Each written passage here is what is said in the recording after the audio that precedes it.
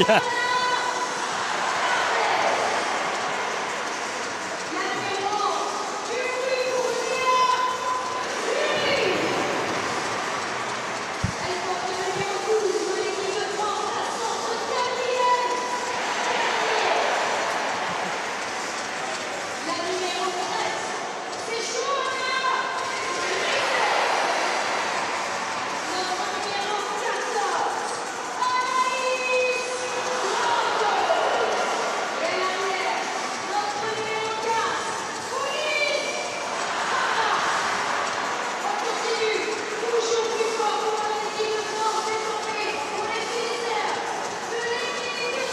No finer way to start the 2026 Guinness Women's Six Nations, a tournament that continues to reach for the skies than at the highest location of the championship, over 200 metres above sea level here at the Stade des Alpes.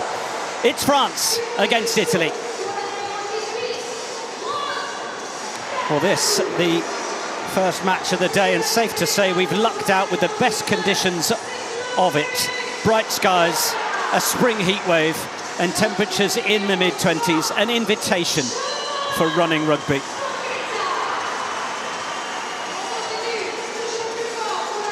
And while we have 13,000, 14,000 packing their way into the Stade des Alpes, well, we know that there are packed houses coming elsewhere. Allianz Stadium seeing defending champions England taking on Ireland, while Wales are also in their own big house, renewing their fierce rivalry with Scotland in the Principality Stadium a little bit later.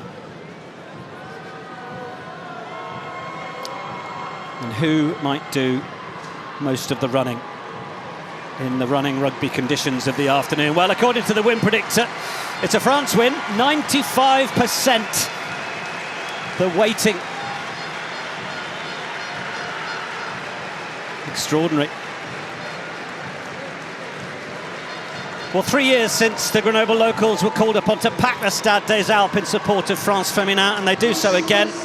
Wales, the opponents that day, who were truly dispatched. Today, 14,000 fans, fervent in anticipation of what this France team under the new coaching staff might present. Fourth place finishers in the World Cup last September, but the next chapter beginning this afternoon with the nervous faces set to grace the Guinness Women's Six Nations. Captains Mané Feliu and Elisa Giordano with over 100 caps combined as they lead France and Italy, respectively, in stark contrast to the 8 young women for whom the international stage has remained a dream, a desire, a wonder.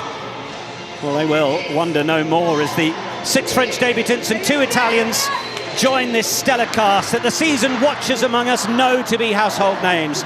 Falracco, Bourdon-Sansus, Vernier, Tirani, Fedrighi, Ostuni Minuzzi. This is the big league, all right. France ranked 4th in the world, hosting Italy ranked 9th.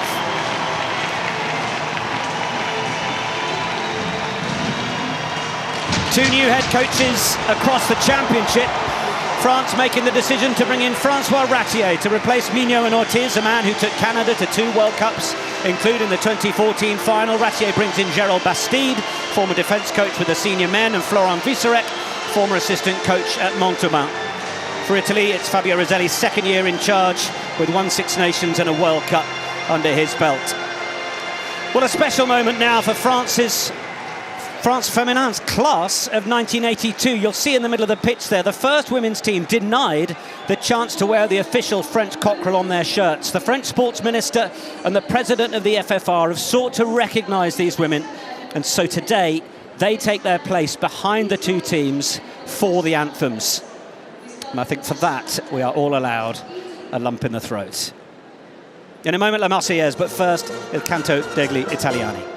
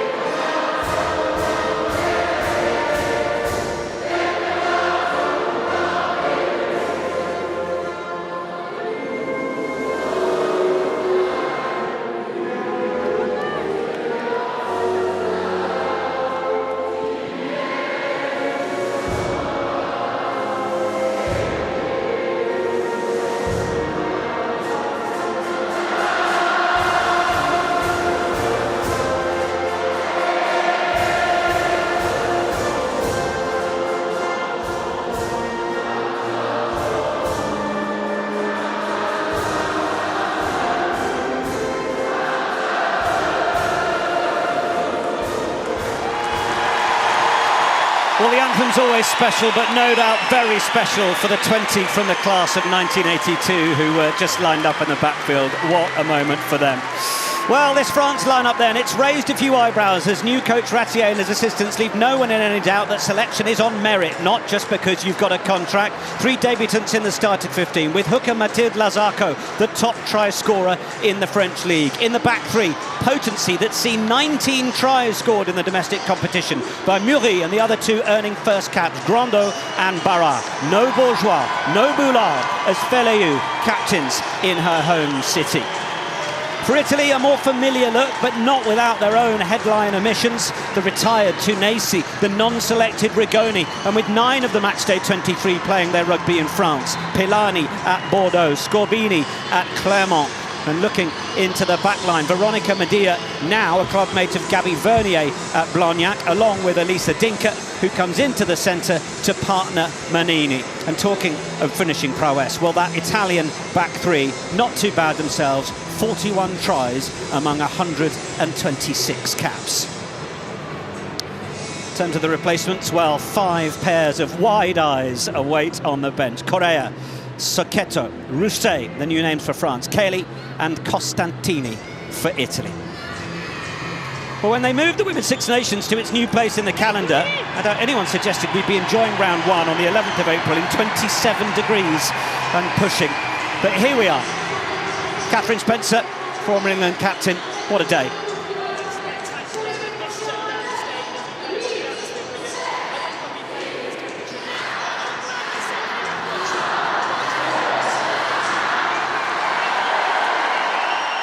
Well, refereeing royalty with us this afternoon, a special moment for South African Amy Barrett-Theron, who reaches her 50th international test match as referee, a wonderful role model who'll want nothing more than to be a footnote in today's proceedings. 15 matches over 5 weekends as we see the first touch on the ball for the new fullback. No Morgane Bourgeois, one of the travelling reserves, but it's Pauline Barra who made the first impact. And there's the first penalty of the game, going the way of the Italians as Léa Muri got isolated. Yeah, and they've got to be careful of that, haven't they? Italy are quick to pounce on the turnover. They showed that last year. They won't want France to have any kind of platform. And making a call early there from the referee. She wants a clean game, tidy game, also a flowing game.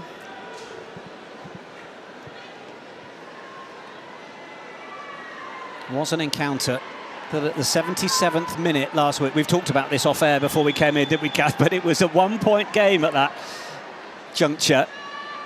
Be an aspect that Italy are all too aware of. We talk about needing an 80-minute performance. Well, they were only 3 minutes shy of it. Nearly getting the upset at home. This will be a different kettle of fish, but this is them on the rampage. Alia Bitonci, Valsugana Rugby Padova scrum half, looking to try and keep the tempo go. Moscow-born. And she will be the one that gives them the zip. The experienced Sophia Stefan on the bench will be called on later. Spoke to Silvia Turani this week, who said Stefan is one of those that when she is on the field makes everybody play better, but they know that she's more of a finisher these days with her 101 caps, the centurion for Italy. But it's Bitonci to Medea, a little bit more depth on it, Muzzo. Oh, and that's nice linking wing to wing. Ostuni Manuzzi putting the grubber through. And France under all sorts of pressure. Pressure's been the buzzword from new head coach Francois Ratier. Said what he believes the difference needs to be for France is how they cope with technical skill under pressure, getting better at adding a little bit of structure. Bourdon Sansus clears the lines. He talks, Catherine Spencer, about how structure brings freedom. Yeah, absolutely. He doesn't want to take that freedom away, Nick. He wants that personality. He wants that flair. He wants that heads-up rugby when it's appropriate. He wants to bring in that clinical edge, which I think we've all been considering has been missing from this French team over the last few years. Italy will be happy enough with this line-out position. Giordano. Good competition, but it won't be deemed that it Came off an Italian hand or a French hand, indeed. It's going to be Italy's line out once again, but Giordano will be very conscious of the competition coming in the air. She will, and Bourdon Sansus showing her intent, trying to get the quick line out, but obviously went back for the knock-on. Vittorio Vecchini. They've done me the same call. In fact, it goes over the top. It was, I think, an overthrow, but Alessia Pilani was there to tidy it up. And then Giordano, the skipper, gets onto it. 79th cap today for Elisa Giordano. Oh, it's been well ripped in the tackle, though. And that's worked nicely. Chance for Armed Moyembe to make a quick decision. And then it's sent off downfield, and the crowd love it, but it's just into the hands of Vittorio Rostuni-Minuzzi, who comes up to that France 10-metre line with good intent, making those counter-attack metres. Madia, without centre partner, Beatrice Rigoni, as they link well again. Granzotto plays her rugby at Exeter Chiefs in the PWR in England. Turani, another one of those who does so at Harlequins. Then the carry from Vecchini in the loose this time. It's a big clear out on Gabby Vernier, was it? Home fans don't like it. Madia looking for the options, gets on the outside to Dinka. Haven't seen Dinka popping up on the wing in that new centre combination with Sara Manini. The absence of Beatrice Rigoni raising many eyebrows when the Italian squad selection was announced. Bit of tidying up work needed on the outside by Elisa Ranuccini. But this is good continuity from the visitors. Yeah, they'll be pleased with this, won't they? Bertonci working really hard in that 9 position to keep this ball moving. She doesn't want it stuck in that breakdown for long at all. And they're building the phases now really well, keeping hold of that possession. Yeah, nicely worked, Manini. Sensible decision to carry.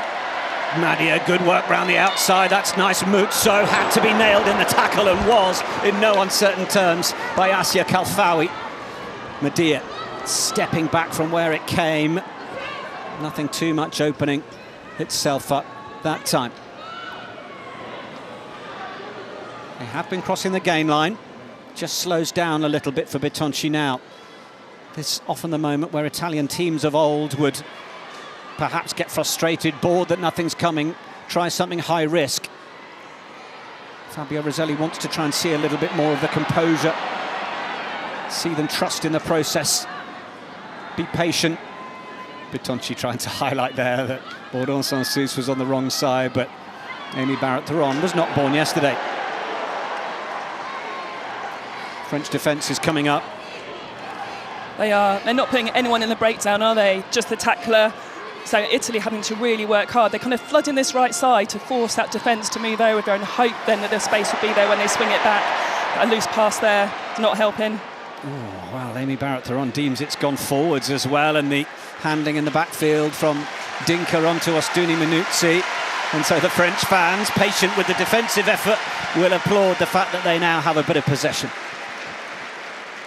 Yeah, definitely very patient from France, wasn't it? Defence was very composed. They weren't flying up, but they were absolutely solid, not really giving Italy a lot of space. Italy can take away their retention of possession, and that'll build through the game. See the statistic on screen, just then France finishing second in the Guinness Women's Six Nations. Every championship since 2020.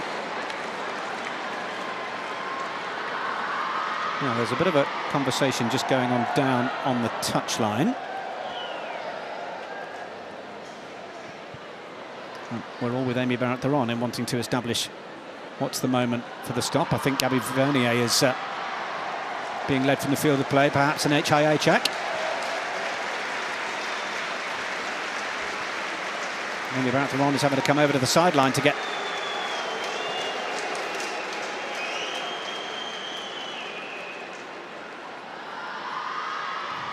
So we seem to have a communication error because our TMO, Quinton Immelman, has had to dial down to the touchline.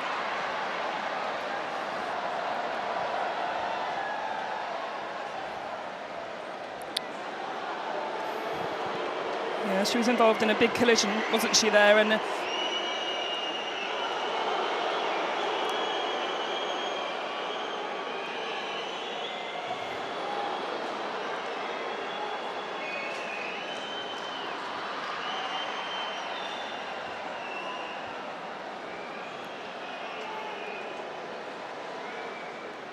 Amy Barrett-Theron is now hearing Quinton Immelman.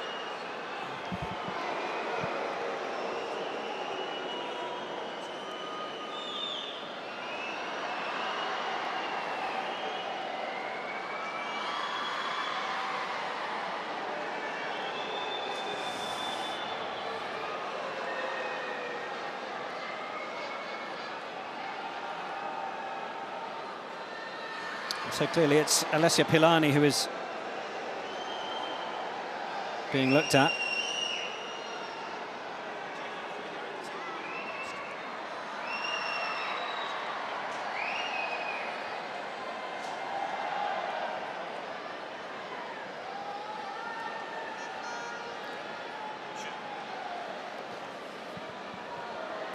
What she's interested in now also is whether there's any kind of bind as well from Pilani, which would become a slight mitigating factor.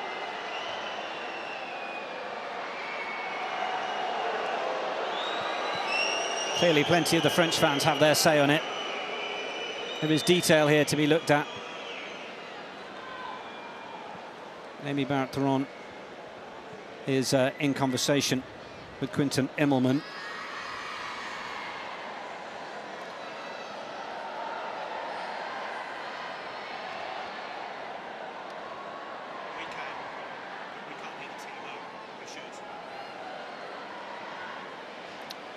So the formal review ongoing. I think we've just still got a bit of communication error, and we're hoping indeed to be able to bring you Quinton Immelman at home as well.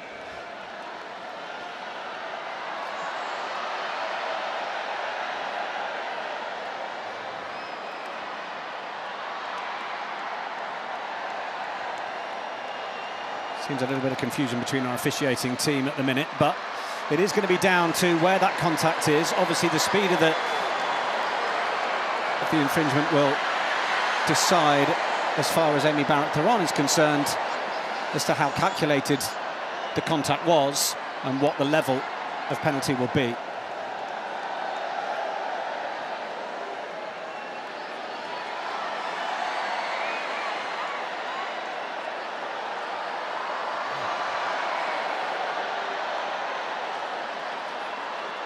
It seems they haven't actually reached agreement on a decision yet here. Well, this is a bit of a mess, Kath Spencer. It is a bit, isn't it? Amy Barrett-Theron has been quite clear. She wants to know if there's been that wrap, and that will bring the punishment level down. There has been contact on the head. That's why they're looking at it so closely.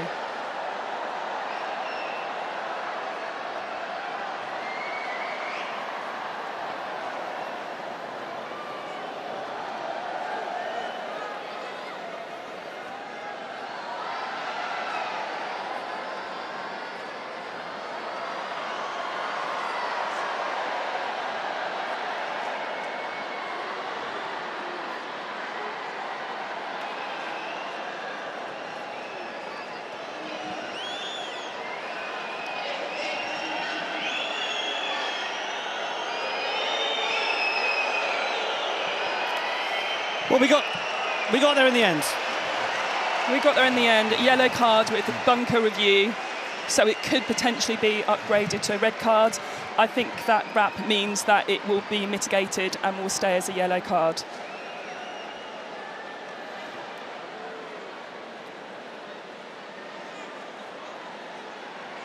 So, France have the penalty. Italy down to 14. And on we go.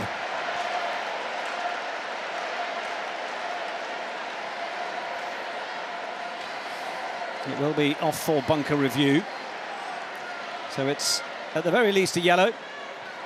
Further work for the foul play review officer, Finlay Brown, to get on with. But in the meantime, it's France with possession. We haven't had too much of that so far in this encounter. That was intricately worked. That was nice. That's a slightly high and riding tackle that Italy will need to be wary of. Mathilde Lazarco, oh, it's knocked forwards on the carry.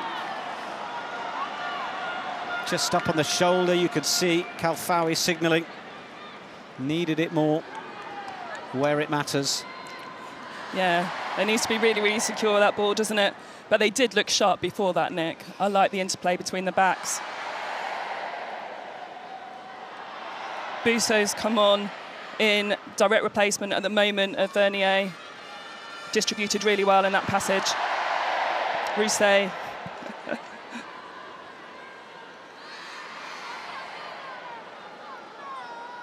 Yeah, 23-year-old Aubin Rousset. Stade Bordelais has come on for a Six Nations debut, but now, of course, because Italy are down a prop, and we've got to scrum time, it's time for Gaia Maris to come on and join the action. And the player in the backfield that'll have to make way is Francesca Granzotto. So Italy remain on 14 due to the yellow card while that is being reviewed. Italy possession after the handling error. It's been a stop-start, 7-8 minutes. We haven't really got going at the Stade des Alpes, have we? It has a little bit, but Amy Barrett-Theron using all her 50 caps of experience, then staying very calm, very composed until she got the specific answer that she wanted. That was impressive from her. Giordano picks from the base, feels it to Bitonci. It's going to be the long one out wide for Ostuni Minuzzi. Bearing in mind they had a winger less. They did well to find the space there, Italy, but you imagine that France are going to try and capitalise down this left side where there is no right winger and no Granzotto, as Berthoumieux makes the carry for France. Bourdon-Sansus plays to Albers. Then it's Rousset popping up in the middle. Falraclo, uncompromising as ever. A boot is sent flying out the back. Then Albers a little bit lower that time for Léa Moury to take. Back in the front side after a spell out, and no wonder with 7 tries in the Elite 1. But the Italian defence doing the job again, and it's turnover time. And France from one side of the field to the other, but just not quite getting through. Yeah, couldn't capitalise on that, could they? Holding onto the ball in possession didn't allow that fair contest for Italy, and that's why they've been awarded the penalty. Valeria Fadrighi getting in there.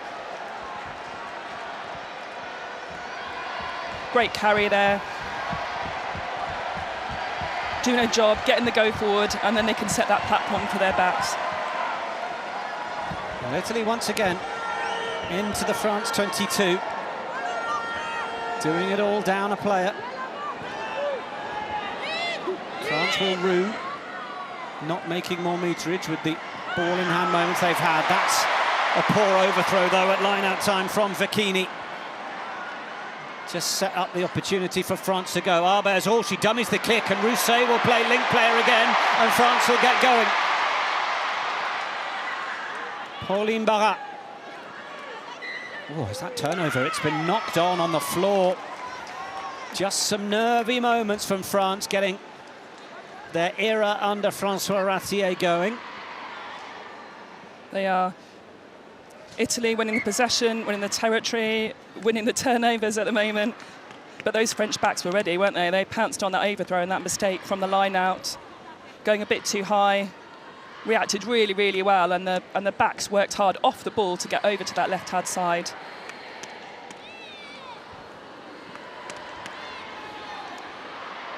Italy with the scrum. Just a little word being had there from Fadrighi to Bitonci. Of course, retiring from the Italian side over the last 6 months, Isabella Locatelli, Ilaria Arrighetti, Sara Tunesi. Rigoni not selected. I understand that part of the reason for that is they want Rigoni to show a little bit more as to how to link from forwards to backs. Had an injury as she was looking for an opportunity to prove that at club with Sale Sharks in England.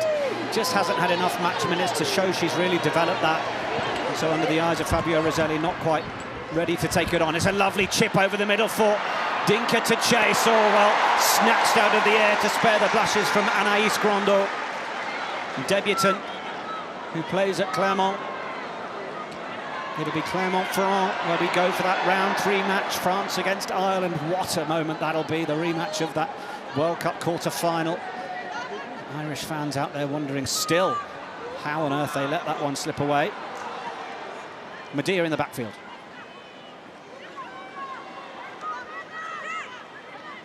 Bitonci, replacement Gaia Maris.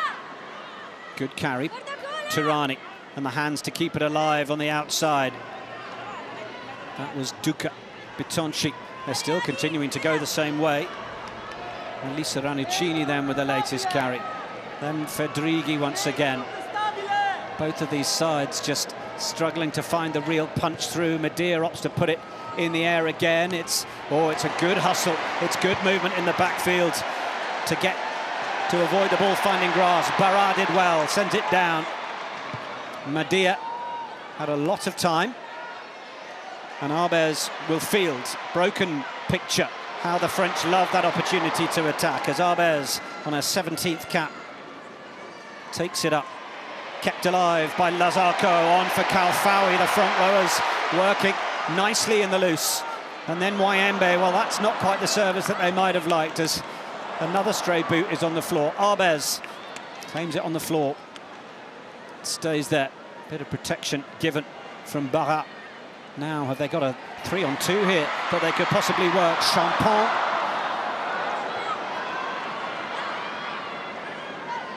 Came off the Italians. Bordon Sansus. Sniping, as you would expect. Rousset gets in to send it along. Moyembe with the carry. Looking to stay alive in contact. Bordon Sansus. Arbez. Dummy on the outside, Arbez nearly managing to get through. Barra once more. Haven't seen too much in the hands of Joanna Grise yet. We know how fast she is. That's loose again from the French. Haven't had the indication from the referee. I think there we go, advantage over. France having had a decent spell of possession since the Italian knock-on. But they are still very much around their own 10-metre line. They are. We spoke about this clinical edge, didn't we, before the game? We haven't quite seen it yet. Perhaps the first few opening round nerves, maybe. Long bursting in terms of the Italian defence, though. And the French will now try and capitalise down that right-hand side. It sits up. Bitonci in the backfield. Two French players breathing down her neck from inside the 22.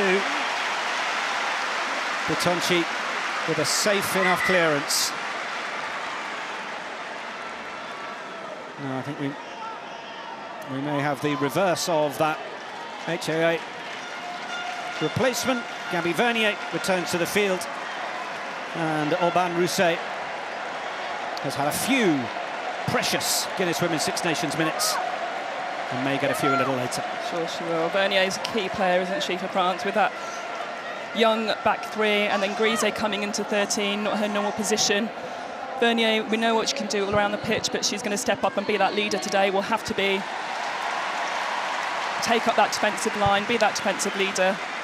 Top for turnovers at Rugby World Cup 2025, Gabby Vernier, 11 all in all.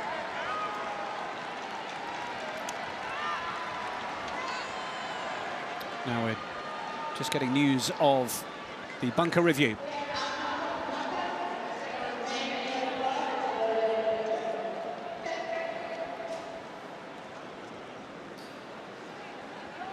So it's remaining a yellow. So we will see the reintroduction of Alessia Pilani in a few minutes. So far. Yeah, absolutely right call, I think, with that yellow, with the mitigating the wraparound on the arm. The number advantage not telling yet, but now it's Vernier. Went over the shoulder, not the easiest take. That's a lovely pass, and that is some space for Léa Moury to work in. Cover defence from Dinka was strong. France with possession again. Italy trying to hold them up here and take them out into touch. Defence has worked nicely for them, but that was lovely service from Barra. Out to the wing, confirmation on screen then. Alessia Pilani. Yellow card. Yeah, it was a lovely ball out here, wasn't it? But as you say, excellent cover across in defence, and then the backs tried to have a little bit more, didn't really work.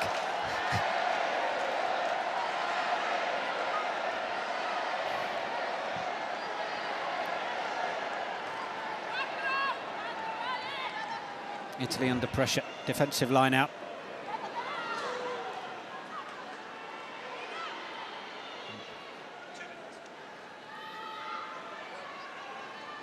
About 3 minutes left on that yellow card. Bitonci goes digging. bit of pressure from Kirazago. We're certainly beginning to see plenty of Pauline Barra. On debut, the fullback from Stade Toulousain. She was the MVP in the Women's Summer Series last year. She's now getting that full tilt. That is Vernier, stepping back in, but that's a super hit in midfield. Barra inviting the defenders to come in and then finds Vernier, offload game from Vernier.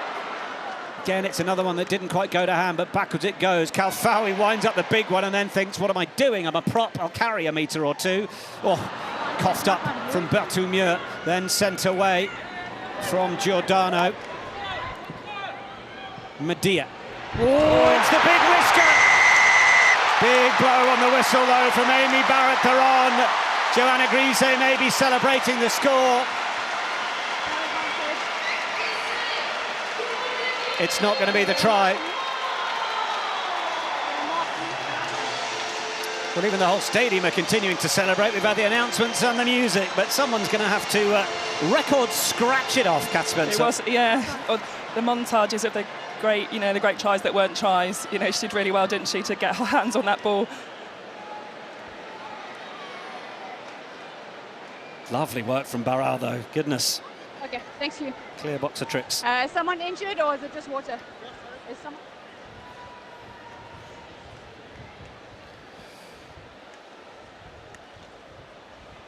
Recognition from Amy Barrett-Theron that we don't need the game slowed down with extra opportunities for hydration.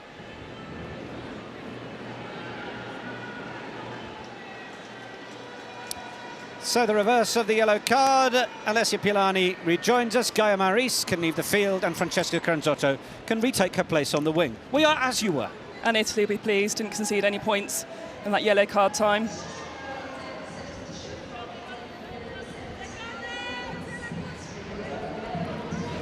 Still scoreless.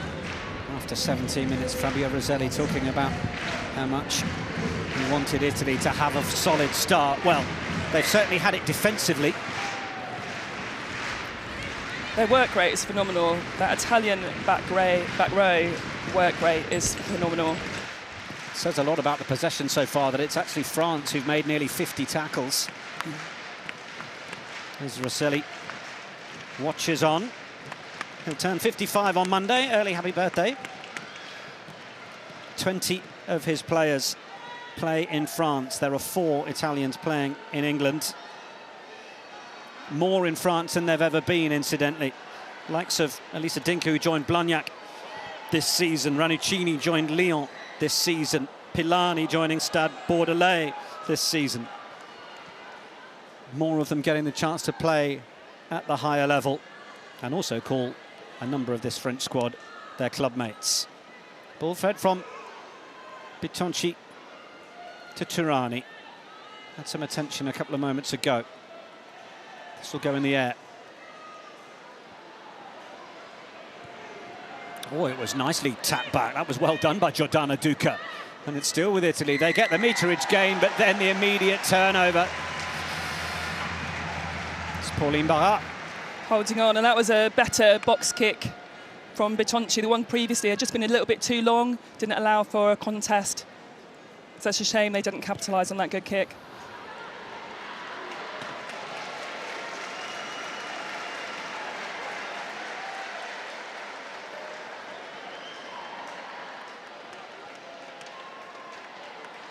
It's a good tap down, but look at that, Pauline Barra. She's everywhere. Carrying, stepping, and jackling. France with the catch and drive, more of the stuff that we're used to seeing. Kirazago, the one who brings it down, now rejoins the back of the maul as they look to try and get that engagement and go forward. Italy stop it, Vernier, then it's there for Grise. Quick ball again, Bourdon-Sansu through Arbez. The chance to run this into the corner on debut. It's Anaïs Grando!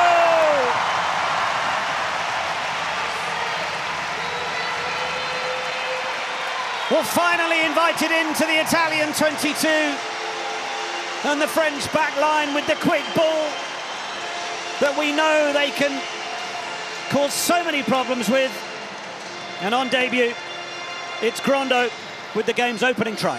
What a way to mark her first cap, Nick. Absolutely fantastic. Lovely space for her out wide. You know, we spoke a lot about this back line, but that came actually from a fantastic platform from the French forwards.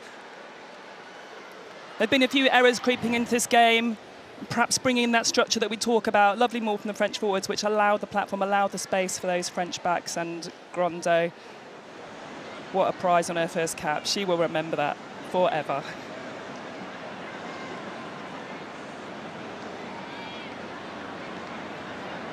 Carla Arbez.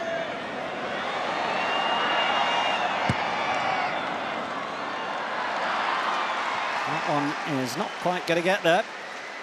So just 5 points, but it was the speed of the ball that came out from Arbez and Bourdon-Sans-Souce, and then pedal to the metal from Grando. He's got 7 tries in the Elite 1 this season. That's the sort of form that Francois Ratier wants to show all of the players he will reward. So the likes of Emily Boulard and others may just have moments to question how hard they're working. That's what he wants in order to drive higher standards from this French team. And the weapon of that pace out wide. But we say that, but also, you know, the likes of Barat has come into the game so well and worked really hard in those close contact areas. They've got the full game, haven't they? Yeah, extraordinary. Barat, 21 years of age. She's looking incredibly accomplished on the international scene already. 5-0 to France then. Can be a bit of a tale of the Italians in the Women's Six Nations. A lot of huff and puff, but not quite turning it into points. They weathered that yellow card spell, but then conceded when they were back to 15. There's Grisey again. Bourdon-Sans-Souce. Arbez can't kick it straight into touch from inside the 22, having had it passed back in. Ostuni-Minuzzi with these meters. Smuggled it away for Fedrighi. Pilani. Vernier tried to get over that. Duca. Bitonci. Nice from Manini, the little swerve just to get around the first defender. Bitonci, that slightly quicker ball. Ostuni-Minuzzi. France equal to it defensively, not too troubled as yet. Medea, that's nice from Scorbini. Haven't seen too much from her so far. Pilani then gets the call. Manini, Turani. You can see the shape that Italy are trying to play with, and they just avoid the turnover from the French skipper Mané Felayou, playing on that open side rather than in the second row. Well, there is going to be an advantage here. Let's just listen to Amy Barrett-Theron and how she's going to view this one.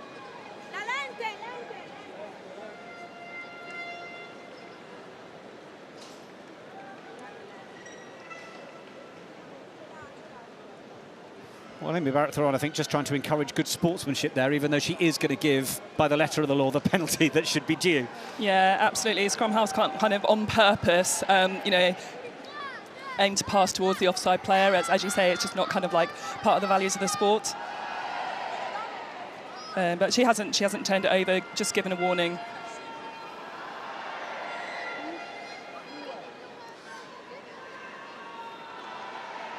You say, Nick, you haven't seen much of Scorbini yet. I'd like to see, Scorbini, Giordano, Rannicini. That back row for Italy is so influential and could really, really kind of help to turn this for Italy and get them moving up the pitch again. You know, they started off with good possession territory.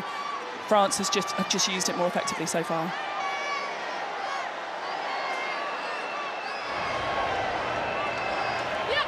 Most metres so far have been made by Vittoria Vicchini outside of Ostuni-Minuzzi in the game. Just having a little look at the stats sheet in front of us. And it is Vicchini who then takes it on again with the carry. Italy now getting as close to that French line as they've managed all game. Giordano with the carry. Vicchini waits. France go in and certainly look more interested at competing at the breakdown now, certainly with a few metres to their own line. Barrett-Theron saying arrive up. She doesn't want players going off their feet to try and secure it. They go a little wider to Manini, and on the way to the ground, Sarah Manini just nudging the ball forwards. France defensive effort. Feel pretty pleased with that.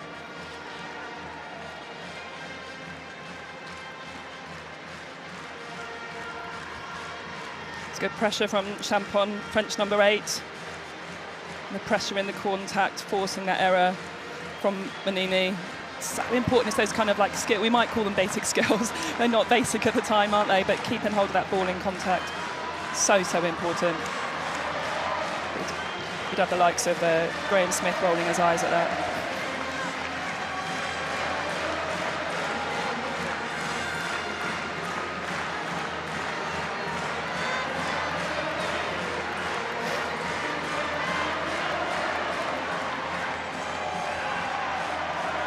In from Baudon Sans-Souci, away from Léa Champon, and the clearance from the Stade Toulousain scrum half will allow France to breathe again.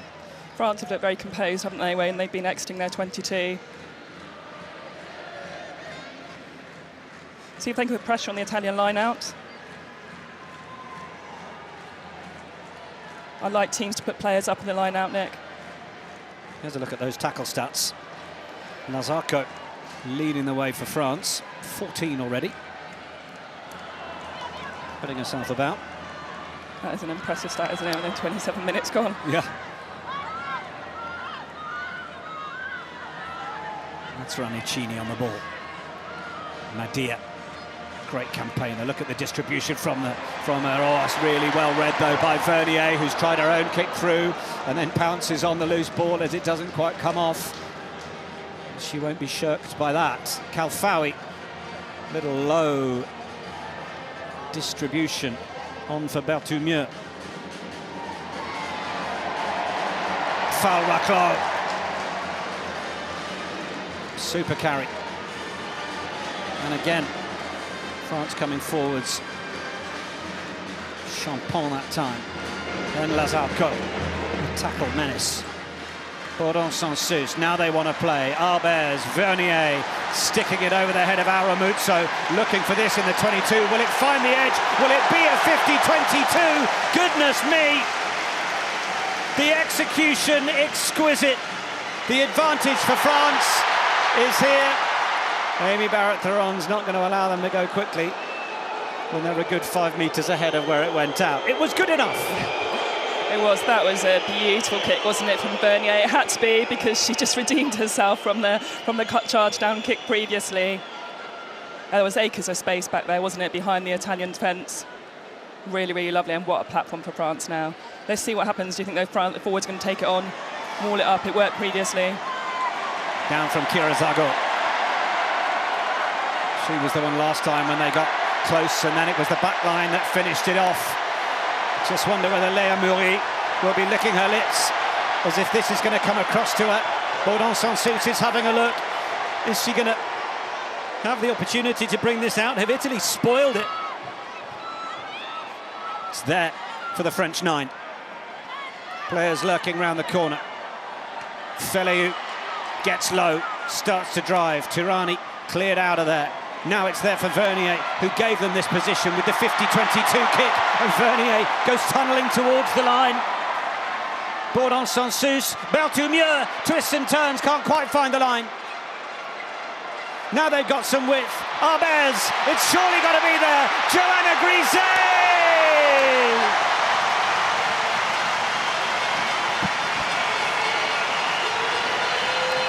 They are rolling now. The crowd, the atmosphere here, Nick, is fantastic. They are cheering their players.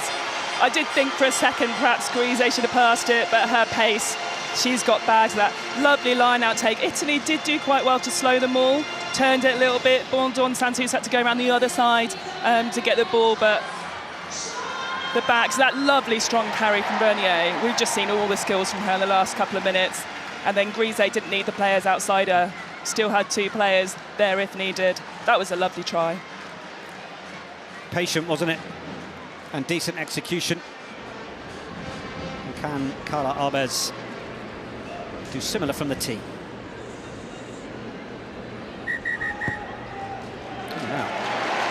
whistle. Oh, hello. Well, it all looked good from what we saw. Amy Barrett-Theron. Now, I think she signalled that Sylvia Turani needed to perhaps get some attention. Don't know if it's related to that. Let's have a look. So just have a look at the actions of two as they come in front. There's no contact made yet. So we'll play it again for you. That's it.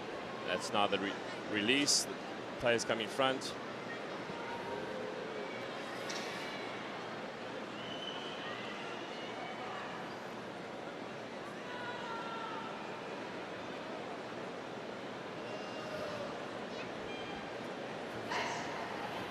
I'm happy with those facts, Amy.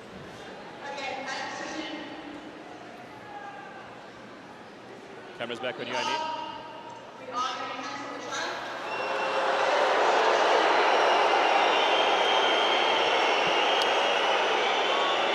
Well, Amy Barrett-Theron is experienced enough that she knows she might not get an extra little bit of vin rouge in her glass at the bar tonight as she celebrates.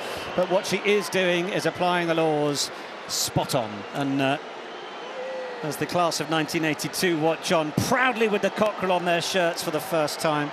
Kath Spencer, describe what that penalty was for. Yeah, well, firstly, great recognition for the Pioneers. But yeah, in that maul, they came separated from the maul. You need to keep that sort of like shoulder bound on. So the maul had broken up, and then they went back into it. So then that becomes obstruction, and that's why the try was disallowed. You know, good spot from the TMO. Sometimes as rugby fans, we get a bit frustrated when we go back. We've just celebrated an amazing try, you know, but we have to play the laws, don't we? And it was the right call. Well, there has to be a fair competition for the ball in all environments, and if you bring it down and stay in one maul, well, you can keep going forwards. If you break away and have players in front of the ball, well, all of a sudden, that's not fair for the opposition. So that's the reason for the penalty. Loose and over the top.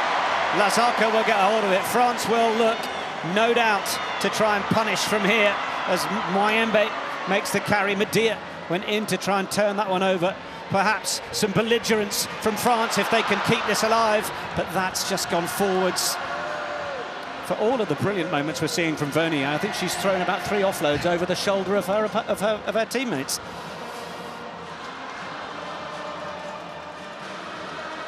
She's a bit shorter, maybe she's just compensating a bit too much to get up to their height. I did think that actually, Nick, when we saw the teams arriving. This French team are big. I'm very relieved I don't play anymore. Yeah, Kath Spencer was basically there like any of us were in our teenage years at school, looking at the opposition getting off the bus, going, "God, they look big." And they did. They did. Not short of a bit of ballast in that French pack. Mathilde Lazarko goes down against Vittoria Vicchini's. The Italians have Medea lined up behind this. Granzotta there as well. It's a good shove from the French. Manini then releases out the back. Then the miss pass. Ostini Manisi was well tracked. Tackle was good from Grondo, showing defensive qualities as much as finishing abilities for what is the game's only try after the Grise effort was chalked off. Now, Barra. Crossfield sits up. So does Dinker in the end, having lost her footing. Grise. Oh, Albers, I should say. Moyembe. Dummies to Calfali. Takes the meters. Fedrighi got in and tried to get over it. Oh, that's a nice one down the middle. The Italians were split at the back, and Vernier is giving chase on Ostuni Minuzzi here. This will bounce into in goal. It'll be a goal line dropout to Italy. It's just beginning to pull Italy around and find the spaces to cause a threat. They're just piling on the pressure now, and they're making that sort of Italian back three, turn round, trying to find those spaces behind. And that ball, if it just kind of popped up a little bit more, the shape of the rugby ball can be trying at times and brilliant in so many other times. Medea. What's she going to do here? don't want to give the French the opportunity to run it back from just 20 metres out. Do you want people to compete for it, or do you just whack it as far as you can? This is the chance. Barra, Bourdon sans Sousse, Berthumieux. Quick ball for Bourdon sans Sousse. Elisa Dinker spotted her. Oh, and has ripped it. But was she in an onside position? There we go. Yeah, so she needed to release. It was a fantastic tackle, wasn't it? Fantastic contest. That kind of thing is almost instinctive in a way as a player. It's quite tough. She wouldn't have thought about that too much. She'd just gone for the ball, and she thought she was away then, didn't she? It's lovely from Elisa Dinker, out there earning a 36th cap, playing at Blagnac alongside the likes of Gabby Vernier. Great take from Kira Zago. Now they shift and get the spin on. Oh, but it's the same again.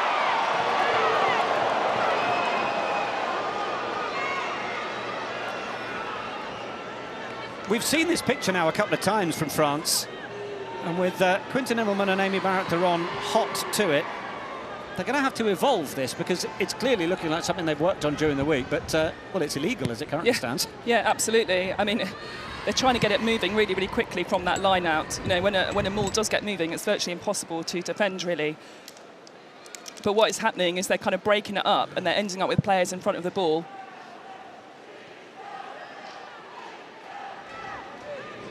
So they need to keep it much tighter, that maul, keep it in tighter, and don't give Amy Barrett-Theron any reason to go for a whistle. Oh, that's penalty. Goes against Falvaclo for putting the arm across. Sarah Manini called upon now from the penalty to give Italy as much meterage up this near touchline as possible. Oh, came off the outside of the boot a little, not giving them too much there.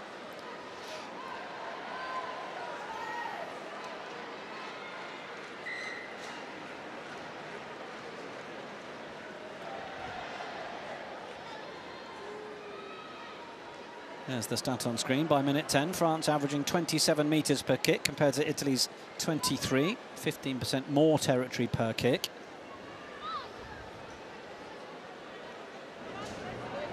Kick metres overall, France 376 to Italy's 287. Giordano swatted at it with the left hand. Got it back for Bitonci to chase, and Medea, and then Manini. Brought down by Berthumieux. Bitonci once more. Good arrival from Duca. Oh, now France beginning to dangerously play Bitonci while on the floor.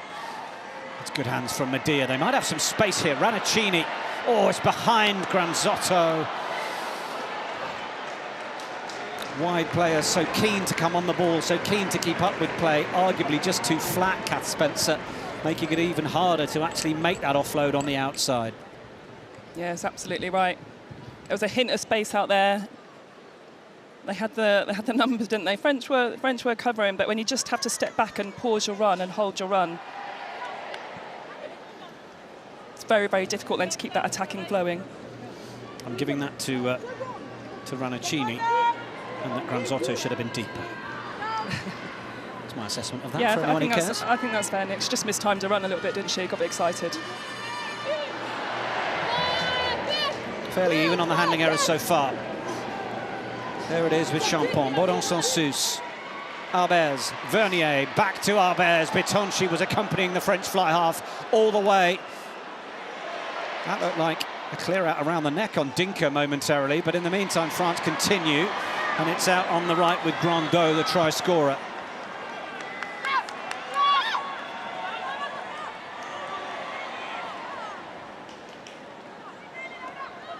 Arbez again, Vernier.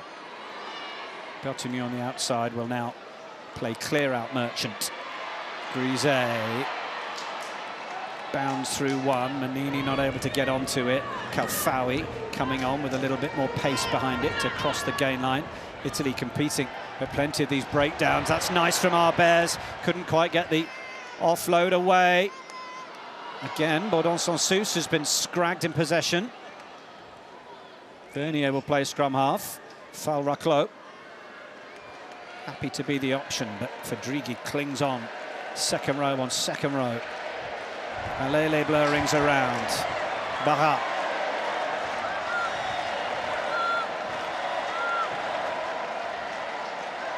Vernier again deputising. Lazarco.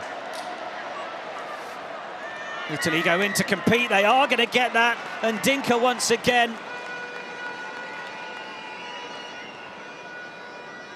Super from the outside centre. It's like she's kind of woken up, hasn't she, in the last 5 minutes? I think, right, actually, and looked at the scoreboard, it's only 5-0. I'm not quite sure how. Well, I obviously know how, but it feels like it should be more. Dinka's like, we've got a chance, we've got to get into this game, and she's really, really fired up in the last few minutes.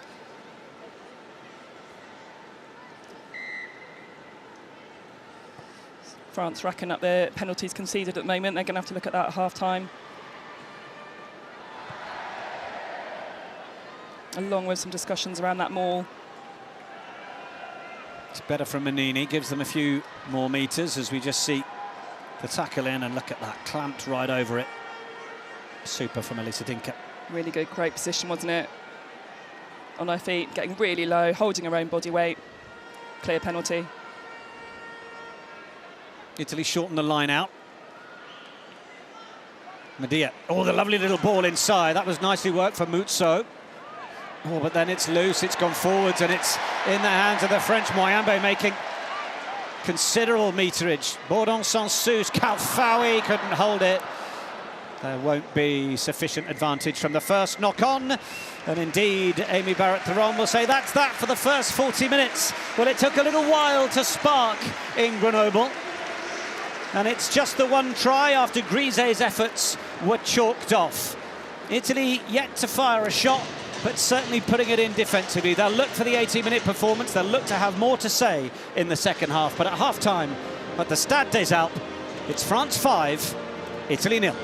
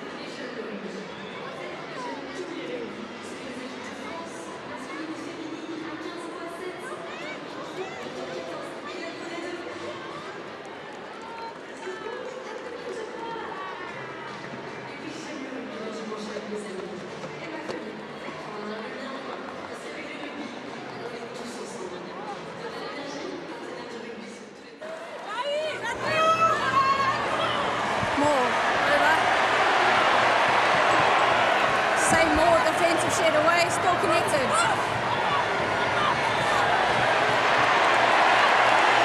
He's once.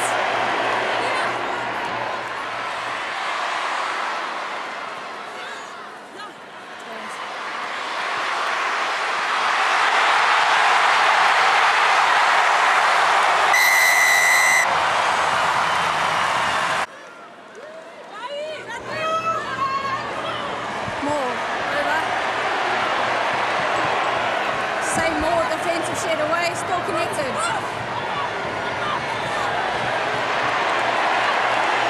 There's the lines.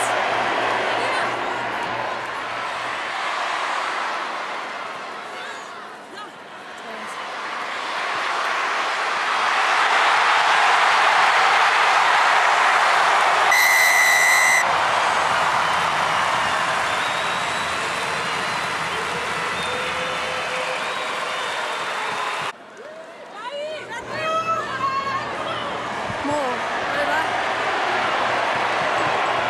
Same more, defensive shed away, still connected.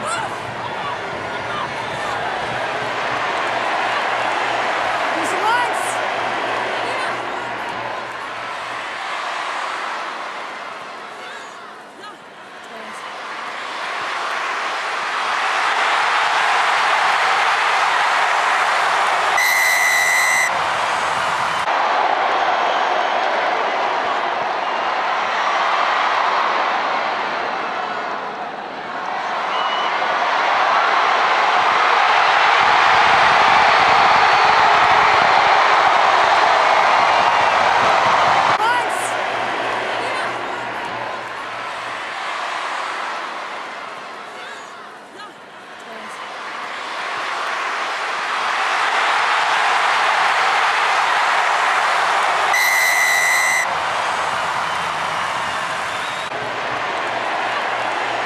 There's the lines.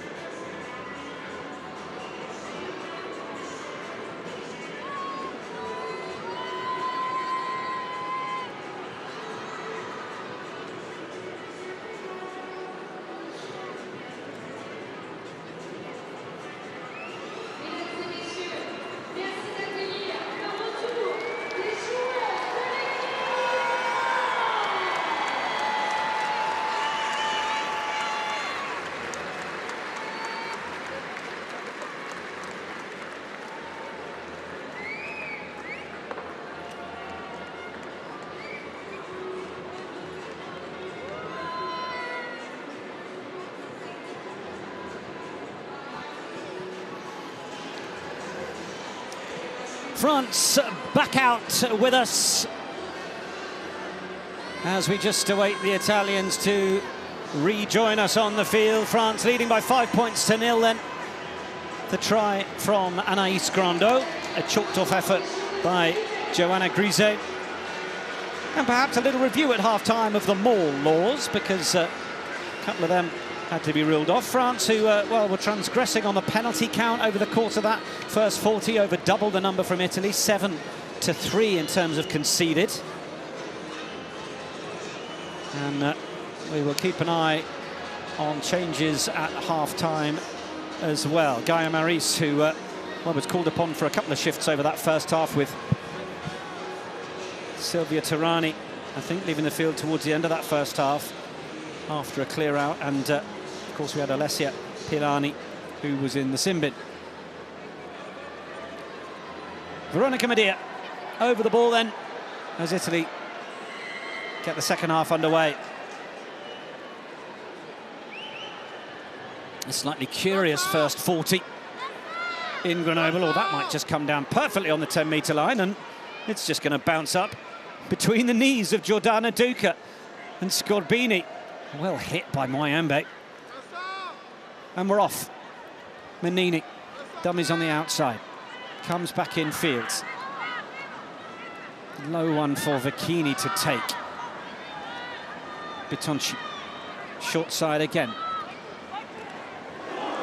Big hit on Rannicini after Ostuni Manuzzi was hoping to put her open side into a little bit more space, and Medea was thinking about what she was going to do with the ball before perhaps securing possession. Welcome back to the second half, former England captain Kath Spencer. Bit of a kind of a bright start from Italy, and then we've kind of got that up and down again, didn't we? What a perfect kick right on that 10-metre line. Bit awkward to keep hold of it to start with, and then Vecchini did really well with that ball. It was very low pass, not quite in the breadbasket, but she got her hands on it, kept hold to it. But yeah, a few kind of eyes up there.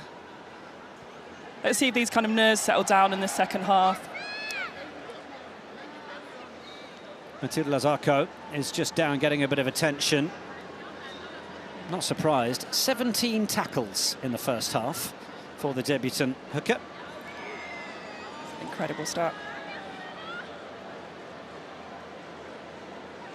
She's also, Lazarco, the top try scorer in the Elite 1. 13 tries over the course of the season. Might suggest why France are looking for that catch and drive maul option from line out to try and send Lazarco over for the score, but penalised a couple of times in terms of obstruction as Francois Ratier watches on. He's brought in Gerald Bastide, Florent Visserec into his coaching team. It's just down below us while Lazarco gets some treatment, gets, well, she's going to be fully mummified in a minute if this keeps going. Elisa Rifono waiting down below us, and Fabio Rosselli.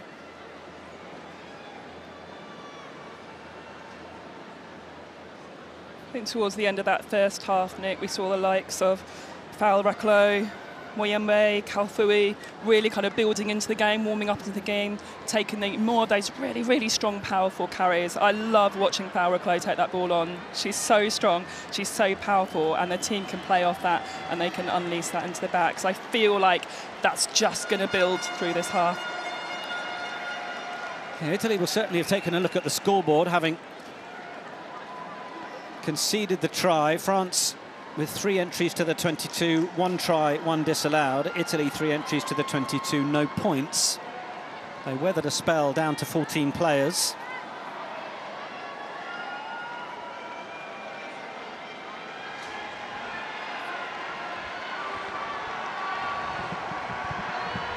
Bourdon-Sansus. In at scrum time, Champon will control. And she's going to go short side all on her own. Bourdon-Sansus. Support play getting in there just in time. They knew the drill. Lazarco, that's loose behind Kalfaoui. Bez was there to tidy it up. And then the skipper, Felayou, will play it.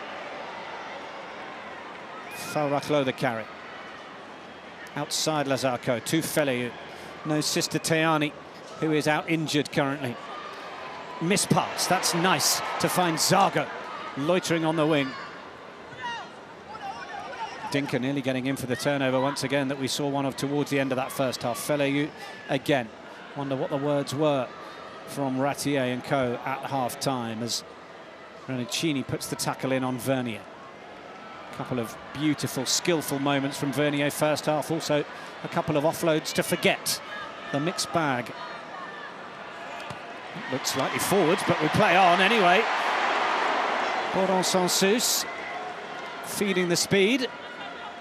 Kalfaoui just slowly making metres here, continuing to get upfield. Popped up off the floor. Lazarco quickly to Arbez. Then Barra. Then Mwayembe. Mwayembe pushes away at Madia and into that Italian 22 again. Bourdon-Sansus nearly lost it on the pickup. Then gets it away and Arbez with the step. And Kyler Arbez is away. And Kyler Arbez will score! In behind the Italians and taking full advantage at the start of this second half. You feel like Ratier's told them to come out with pace. That's absolutely what they've done. You know, Bourdon-Sansus had to work hard to keep it in her hands after contact. But it's tempo. Some great carries from the forwards, really, really strong. And the Italians having to work hard to stop that. And Arbez, lovely footwork. She had a busy first half, didn't she? It's nice to see her name on the scoreboard. Certainly did. Playing well. She's the full triple threat, Arbez. Run, kick, pass. She was right on the shoulder for whatever Pauline Bourdon-Sansus was up to there. And she will stroke the conversion through the uprights.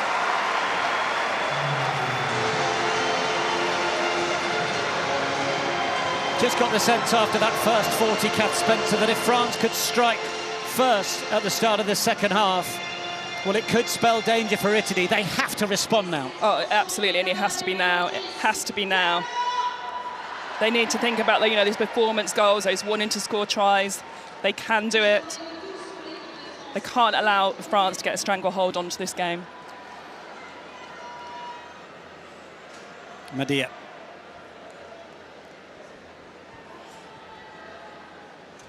Made the last one super competitive right on the 10-metre line. Goes a little deeper for this one. Flung in from Grando. On for Champon. Bourdon-Sansus will field Barat, who turns up at first receiver. And then Vernier and the pace of Grisey on the outside arc. Italy look to drag her forwards so that they can get in a good position for the turnover. But Madia was told to get out of that by the referee. Murray with the carry, then Bourdon-Sansus. Bertumieux involved on the link play. Arbez again. Barat. Angled in run from Feleyu. Now they come again. Grando, Champon. Bitonci pushed away. Lazarco, lovely quick hands from Mathilde Lazarco. If Bertumieux could have got the next offload away, well, Italy might have found themselves in real trouble again. That's good from Elisa Giordano, and that's a great turnover from Francesca Scorbini, and she gives it back to the Italian skipper, whose tackle it was, allowed Scorbini in for the turnover opportunity. France were building up a head of steam there. Vecchini. Bitonci signals back to this side. She needs the depth. It was lost. Backwards, says our referee. Mwayembe's come straight through the middle of that. Counter-ruck is good, says the referee. Bertumieux looking at the weak shoulders, stepping inside, kept alive by Grando. Grisey, will she get there this time? The tackle is good and kept in field, and the flag goes up. We're into touch, but the game is beginning to come alive at the Stade des Alpes. Oh, and Grisey looks in quite some discomfort, and in fact the referee, I think, has had one look over there and asked for a bit of space. It looks like her knee that she's clutching there.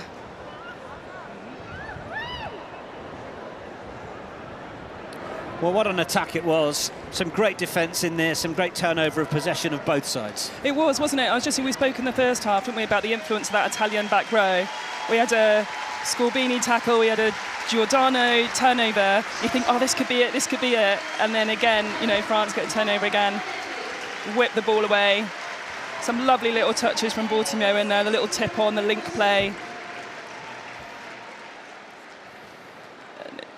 The twist of the knee in that tackle. I mean, it was a good covering across by Italy again. They were forced to stretch wide. France gone, you know, going touchline to touchline in this half. You could just see as Ostuni Manuzzi ended up falling on top of Grisey. The knee has gone right through the side of the joint there. So that is going to have been pretty unpleasant. Let's hope that it's an overextension and nothing more, because Joanna Grisey is a world-class player. I mean, talking to Francois Ratier in the build-up to the Guinness Women's Six Nations, saying as an area of centre, perhaps one that France have not got consistency in, and he sort of said to me, well, it's going to be a little less consistency because we're going with another new partnership. He would hate to have to change it up again ahead of round 2, but we certainly hope Grisey is okay. We wish her all the best. Yeah, it's working well, isn't it, Vernier and Grisey, and you know, with their awareness of sort of coming in and using that space out wide.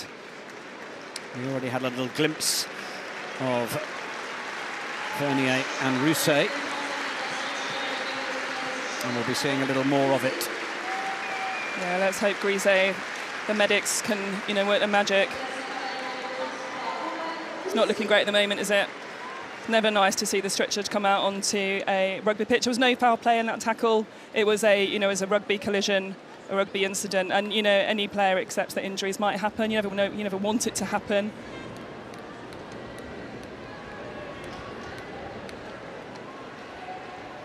Change also made up front for France with Brosseau coming on for Moyembe. I was impressed with her, Nick, towards the end of that first half, the beginning of the second half. Her carries have been really sort of influential, haven't they? Brosseau is also no one to be messed with. Ilana Brosseau, the Clermont prop, coming on for a 28th cap. François Ratier spoke during the week about wanting his France side to show un peu plus de menace. A little more menace, a little bit more threat. Well, when you've got carriers the likes of Moyembe, who can be replaced by people like Ilana Brosseau, you certainly get a bit of that, and that's before you're looking at the fleet of foot from people like Anaïs Grandeau. We've got some more mobile forwards on that sub-bench as well. The experience of Escudero, Correa, a really bright young talent, really mobile. Second row, back row. The fans are out. The Pauline Bourdon sans sous hat mask. France, who finished second in the competitions for the 6th year in a row. Last year pushed England to the wire, lost out by a single point at Allianz Stadium. Of course, it was a 4th place finish at Rugby World Cup 25 after being beaten by the Black Ferns. And what about the class of 1982? The role that the pioneers across the women's game, Kath Spencer, are being recognised for in the growth of the women's game. Yeah, and you know, you said at the beginning we're all allowed a lump in our throat, and I definitely had one of those. It makes me feel quite emotional, you know, particularly through the World Cup last year, and you know, with occasions like this, respecting those players that certainly laid the foundations, that didn't get to play in stadia like this with the crowds, but you know, it's because of them that we are now doing this, and it, you know, it was really emotional, and what an amazing moment for those players to be out there, to be recognised fully in the French family, and to be cheered by this crowd, by this number of people in the stadium. I thought was just excellent. When I grow up, I want to be Joanna Grisey, read that placard. I love that. That's the support for this French side as they put the pressure on Elisa Giordano and co on their own line. How they'd love to get the turnover. Champon goes in to get it. Rousset then onto the field as medics in the corner just wait to bring Joanna Grisey from the field. It's kept in. Barra on for Albers. Madia with the follow-up. Falraclo steaming into the centre of the field. Bourdon sans sous, they come round the corner. It's Vernier who gets it first. Muri, oh, it was Zargo. How they'd have loved a back three player on the outside. Kath Spencer, it was one of those pesky forwards. What are you saying about second rows? Goodness me. Second rows have shown their pace quite well over the last couple of years or two. Do you think she had one line on the try line? Like, this is my moment, out on the wing. It was just at that shoulder, wasn't it? That's a really difficult place to catch a ball. Really, really tough. She'll be kicking herself. She certainly is. Stade de Lausanne. Kira Zago Yeah. on a 7th cap. The amount of times I held shape out on the wing, Nick, thought I was doing my bit. I was probably knackered, but Zago was doing it for a natural reason.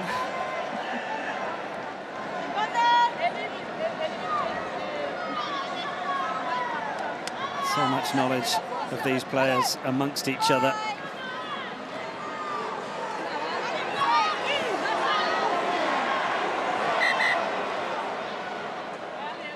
Scrum's been pretty steady all day.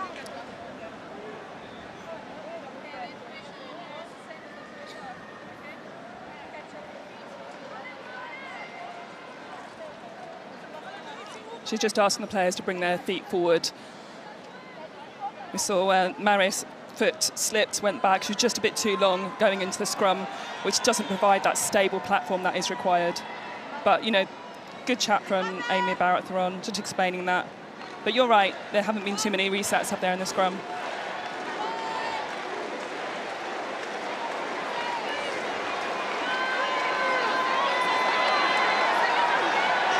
Italy still having to do it all in their 22. Manini with the carry.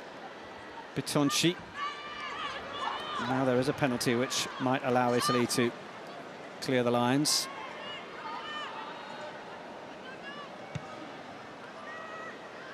Amy Barrett-Theron advises that there is a penalty advantage, but no surprise that as Arbez picks that out of the skies, we will come back for the penalty. France offside. Charlotte Escudero waits to make her introduction. 6-2 bench from France, incidentally. Hoping that the likes of Escudero can prove to be that number advantage in terms of extra forward grunt.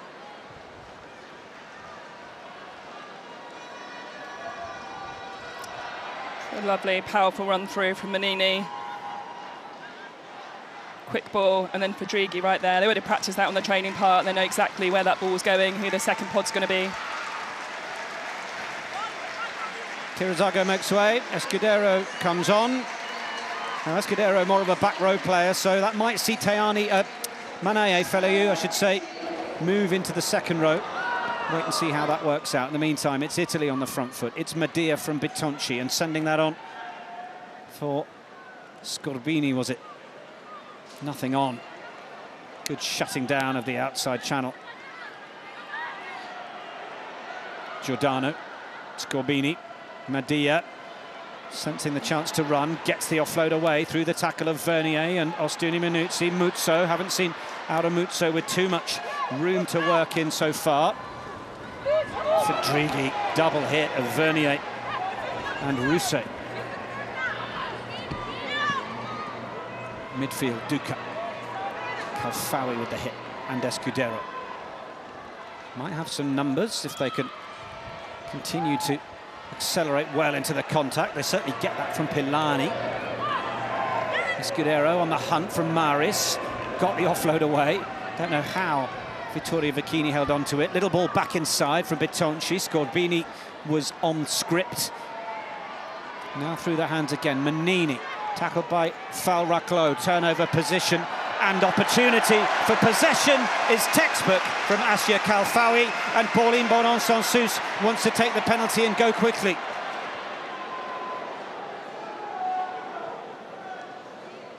That's brilliant from Kalfawi, wasn't it?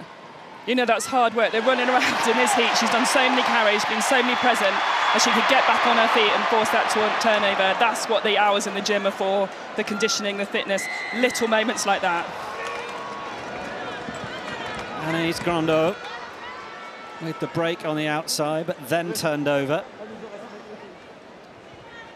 Italy sent back from their attempt to burst into that French 22. Scoreless in the World Cup match between these two sides, or sorry, kept scoreless for Italy, I should say. So it's been a little while since they've scored any points against the French. Actually a bit disappointed with their World Cup campaign, losing to that actually magnificent South Africa team. They would have targeted getting out the pool stages, so disappointment for them. They talked about bouncing back from that, reflecting on that.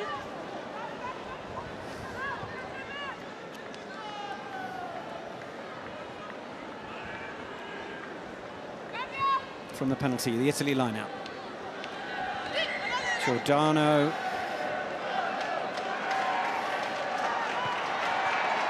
Well, we ended up with 2 rugby balls there. That may frustrate Italy, who well, they stick with the same call.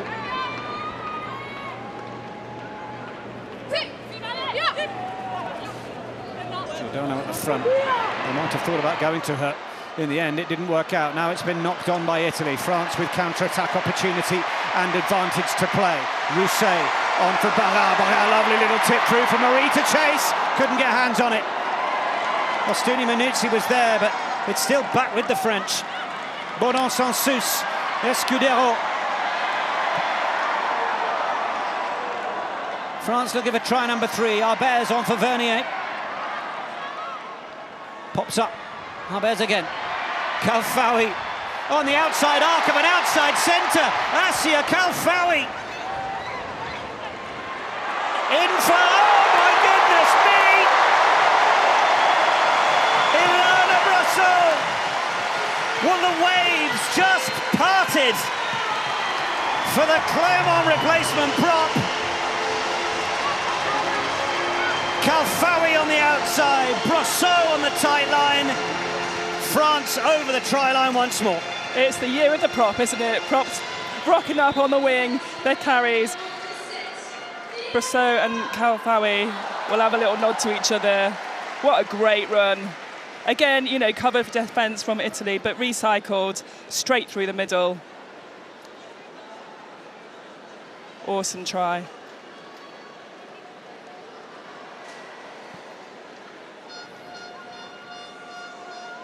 Three tries on the board then. And Arbez will add 2 more points. France 19, Italy 0.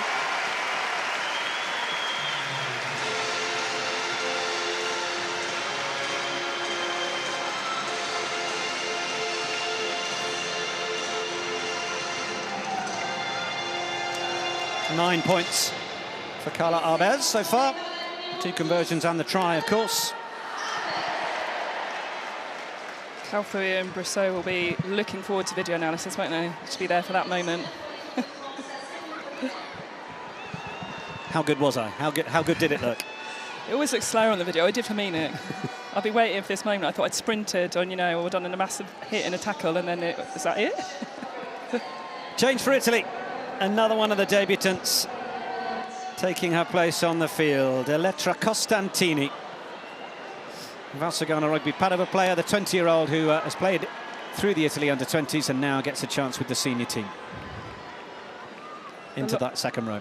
A lot of excitement about Costantini and the impact that she'll have maybe in this game, but in the national team as a whole. As you say, she's been performing really, really well in Serie A. Some player of the match performances. Stuni Manuzzi did well to take that with the pressure that was coming on her from the chasing French duo. Potonchi's had to go digging in for that under all sorts of pressure, was then taken out. Rannicini will serve away from Medea. Scorbini's not going to play too much rugby and just send it out down the back line. Now there's a bit of space for Francesca Granzotto to play in, and she chips it ahead, but it's out on the full. Just not quite hanging together for Italy that time. And luckily just the execution not there. You can see what her intent was. She had a player with her to chase it. Perhaps an indication of the situation around the depth for Italy at this moment. France able to ring a 6-2 bench, have the likes of Escudero. Still got new faces like Carrera and Socchetta to come. Italy have certainly got Centurion Sofia Stefan able to come on, but is that a game-breaking change? What about a game-breaking kick? It's not going to stand for Grondo. It'll go into touch. but the ambition certainly there in the French back three. Yeah, I didn't mind that kick, Nick. You know, making them turn around again, getting them back down deep into that 22. France have the control now, 19-0 up. The Italian line-out has not been going that well. They've lost 3 line-outs, and the ones they've won have been a bit scrappy.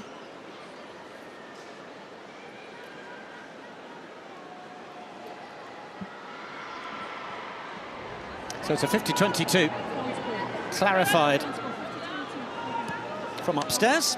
So, Nick, when I said I don't mind that kick, I said, yeah, I really like that kick, Nick. It was great. There was a reason why. Of course there was. Yeah, super from Grondo. Veronica Medea is going to make way. Emma Stevenin comes on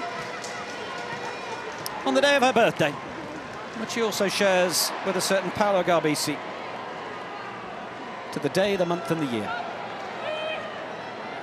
In from Lazarco, brought down by Feliu. Now they transfer it to the hooker on the wraparound. Falraco, Bourdon Sansus, Brosseau is there again.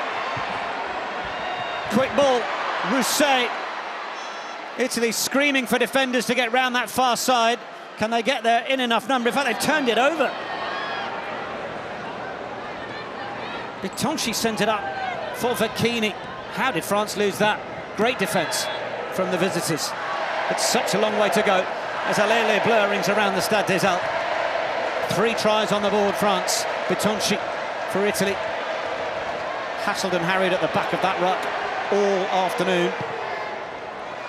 Goes for the low trajectory clearance, but France will still have the line out in the Italian 22. What a turnover from Italy. I was just about to say, you know, the magic happens when Falraco runs through the middle and the flare that, you know, comes off that, and then Italy getting in there, turnover on your line. Really, really good.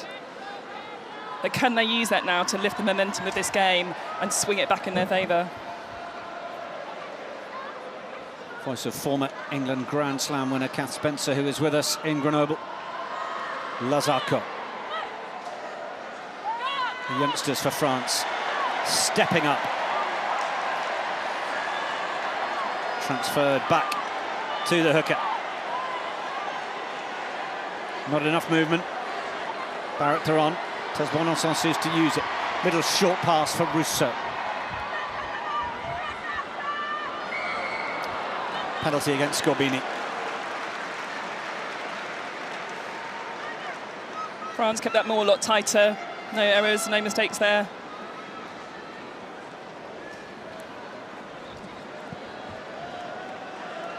Yeah, that was let's stick to page 1 of Catch and Drive, wasn't it?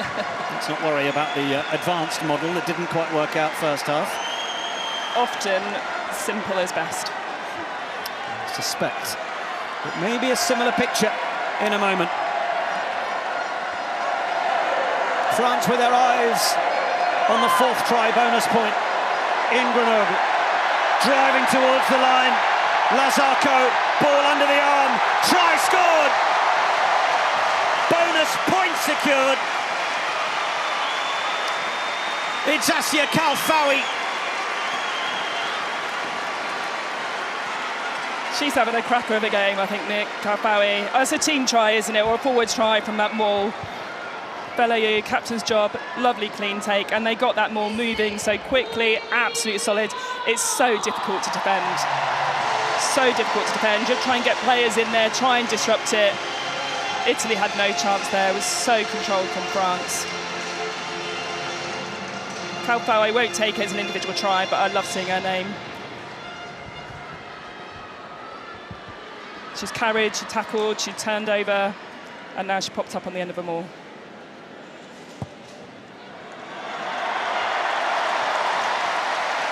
Two points from Arbez. France up to 26. 2 points more than when the teams last met in that World Cup last year. Change being made for Italy. Centurions, Sofia Stefan. Sofia Stefan coming on for Alia Bitonci. While France down below us have further changes. Rose Bernardou waiting to make her entrance, as is Chloe Correa and Alexandra Chambon, but we will have the next little passage of play first, which is Charlotte Escudero making the run. Oh, the juggle from Vernier, and then recognised not to chuck it because Stevenin had shut down the outside channel.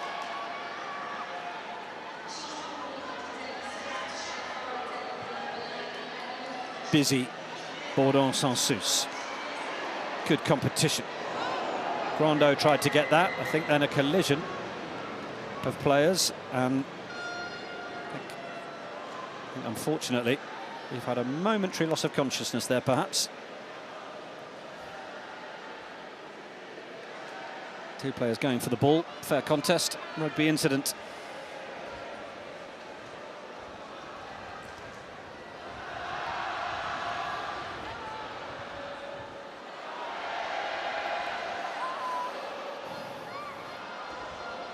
Yeah, Granzotto and Grando.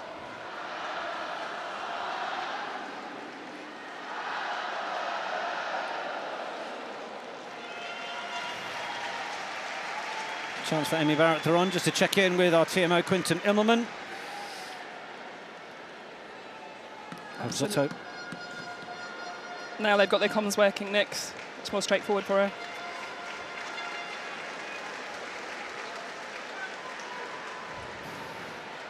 I think there'd be a few people questioning the decision not to go off HIA. I think now any uncertainty has to be checked. Well, look, I'm certainly going to not suggest that my call from 50 metres away up in commentary is the appropriate one. The medics are down there. They would have spoken to the player. Maybe she needed just a breather. But you're certainly right. The initial looked like it was slightly more concerning. It is difficult, you know, it's what's on this pitch right now is important to them, but also the kind of the welfare and safety of sport as a whole, and the messages that we send out as well, I think, quite important too. Amy Barrett-Theron clearly wanting to ask the question, and now in the backfield, medics just having a chat with Francesca Granzotto, and I think she is now being led from the field of play. Good.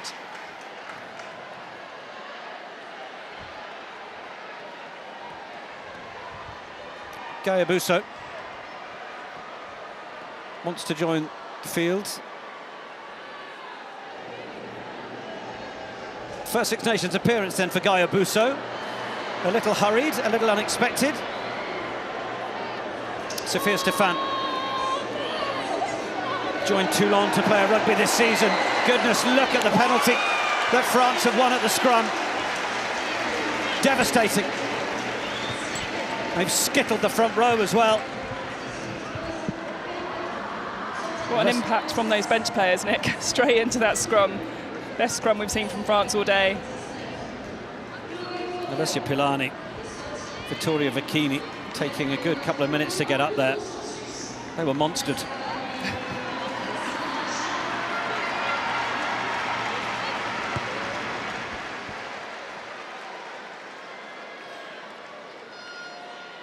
Sophia Stefan is clapping the hands. She needs her team to stay in this.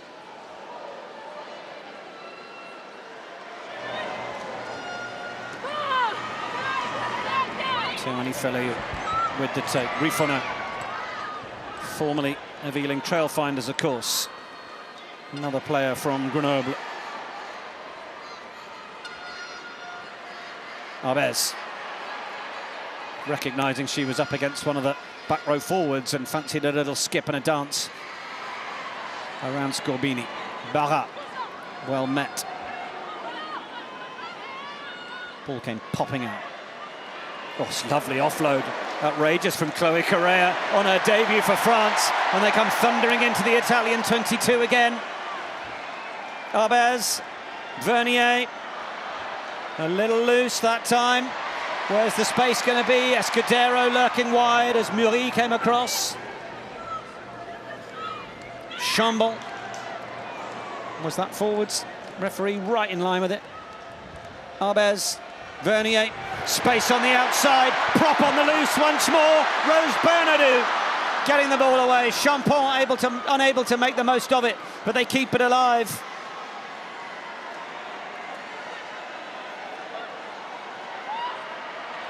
More chances for France on the attack. as Siobhan Soqueta takes it on. Another one of the debutants on the field for France. Then Feleau. It just went forwards in the carry from the skipper. But some beautiful moments there. A few front rowers who we may have to investigate as members of the front row union for running in the loose like that. I know what's going on, hey? But I love it. I might have to start a T-shirt line with props on the loose. It's that great, isn't it? I love the impact that Correa's had coming off the bench, her debut. She plays her rugby down in Toulouse, but her dad played for Grenoble, is here in the crowd. What an amazing moment. It's like an emotional attachment for your first cap. He'll be loving this. She's had a couple of strong carries and that little inside pass as well. The confidence, love that. They used her off the short line now. Confidence, filth, whatever you call it. It's lovely to see from the 22-year-old player on debut. Oh, sorry, 20-year-old player, as she will be on April the 15th. It's Chloe Correa, who is 22. Soqueta. Look at that. 130 carries for France to Italy's 110. The metres gained, isn't it? Absolutely phenomenal difference. It's the how they're using the ball, not necessarily how often they've got it.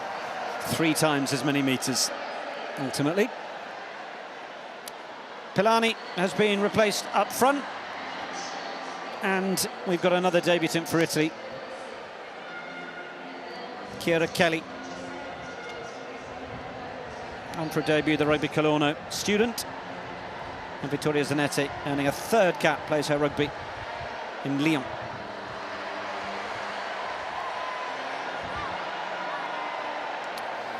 In from Stefan.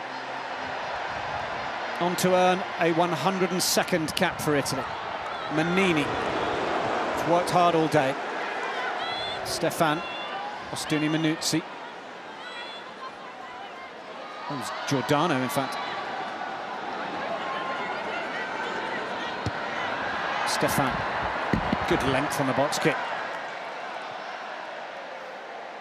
Yeah, and good call to bring Stefan, wasn't it? I liked Betoncic. Had a busy first 15 minutes, I would say, and had a bit of a quieter game, struggled to get hold of control of the game.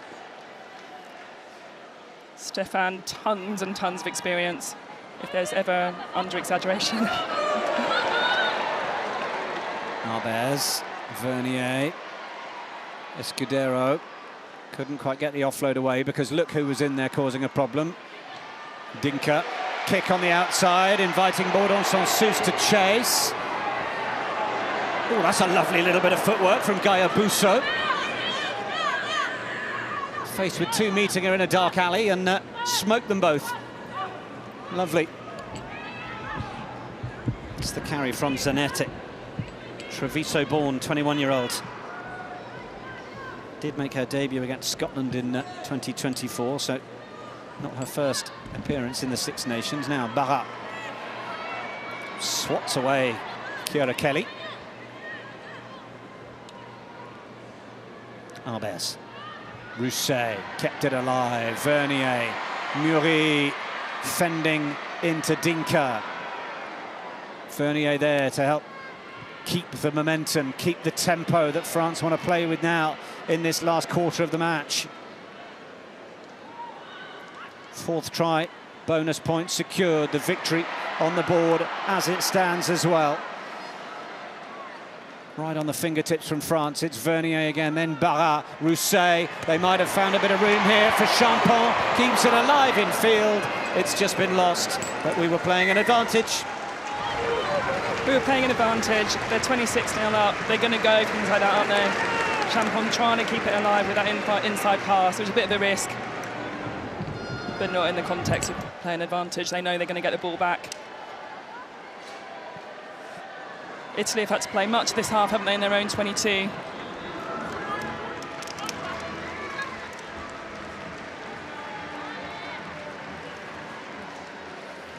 Spectators the other end of the stadium having to get their binoculars out at this point.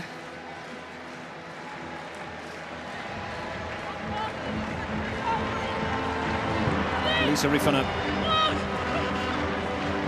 to the tail. Champon. It's not straight.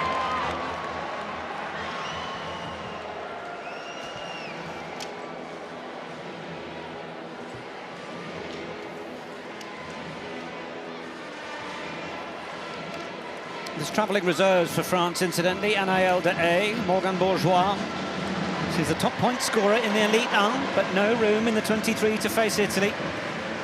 Koudedia Sissoko, Lina Keroy, Emily Boulard. They're not even looking at the likes of Nazira Condé. Italy, it's a little hairy at the front of the line out. Giordano for Stefan.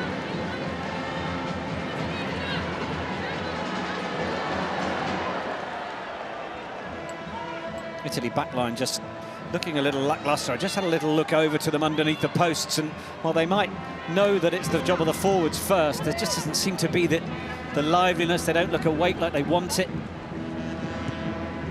Happy enough to just let Stephanie make the clearance, but sort of want them still to be asking the question. Just being a bit more proactive rather than reactive, being that player that makes the difference.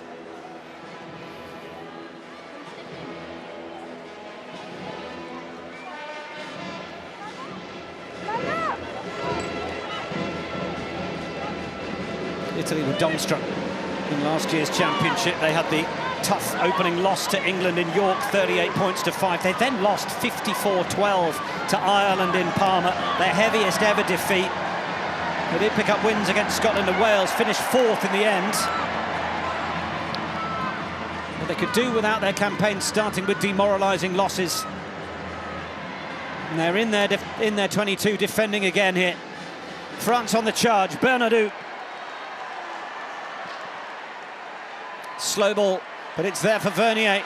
Arbez, they might have the numbers here. Barra, Léa Murray for the corner.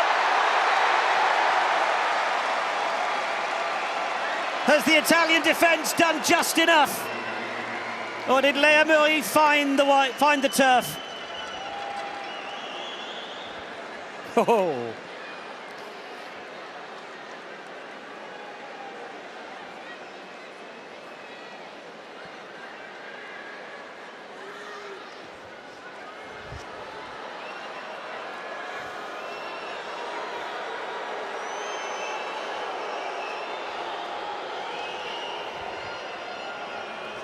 Put it up, just let me know. So on-field decision is try. This will show us. Try, isn't it? She used her strength well, didn't she? To twist back over the other side.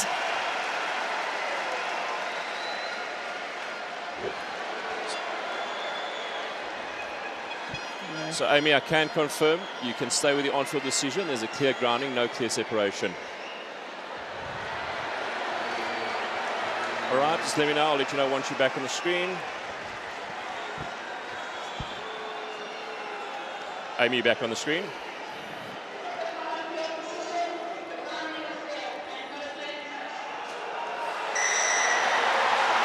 It's a 6th try for Léa Murray in French colours. 7 tries in the Elite 1. And she's doing it for the national side.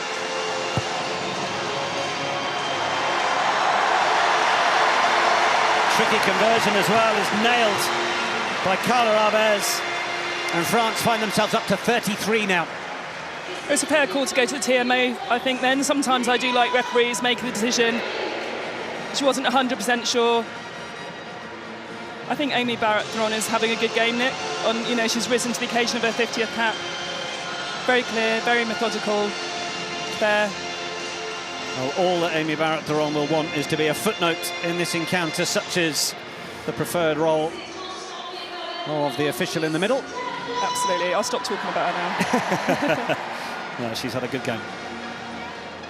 Certainly in the opening few minutes when they had those technical issues with the communication.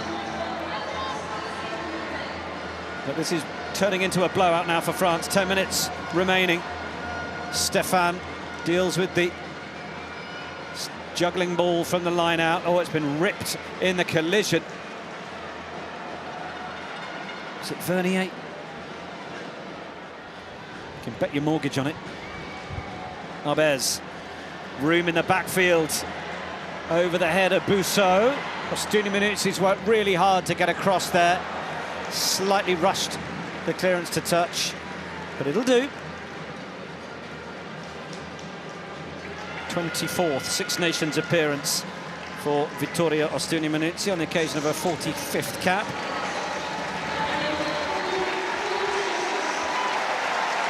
As Pauline Baudon-Sansus makes her way off the field. Arbez. That's a little loose. And that's the shove from Manini. And Manini's lost it.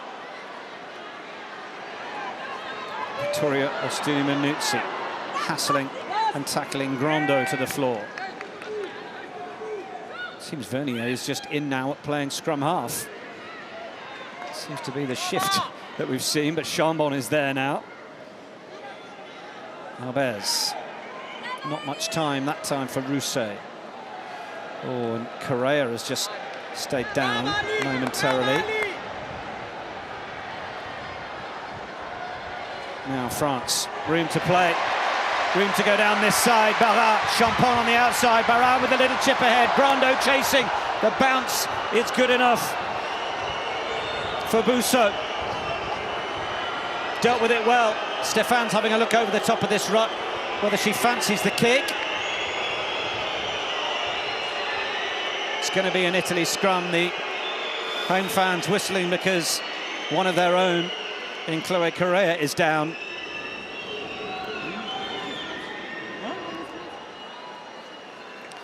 As we see, our colleagues at France TV offering the player of the match contenders: Calfawi, Falraklo, Grando and Barra. Well, only one of those is not a try scorer this afternoon in Falraklo. And Barra, apologies. Grando, who's been great, Barra, who's been everywhere. What's your gut feel on that, Kat Spencer? I think that was a fair lineup, wasn't it? Arbez has played quite well. Am I allowed to say who I would choose? Sure. Yeah, I've got a big arrow next to Calfawi. I think she's had a really, really strong game. She's been really ever present. Her work rate has been phenomenal in all aspects of the game. I've been really, really impressed with her. And that time after the second half, when they really need to step up a notch, that's when she really, really came to the fore. I've been very, very impressed with her. Tight head, a real cornerstone of the scrum as well. She's got through 16 tackles. Only Lazarco is ahead with 19.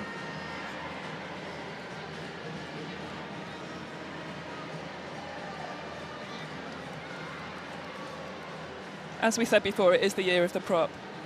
So, you know, come on, people. You know, you know who you should vote for. In the rugby zodiac calendar, it's the year of the prop.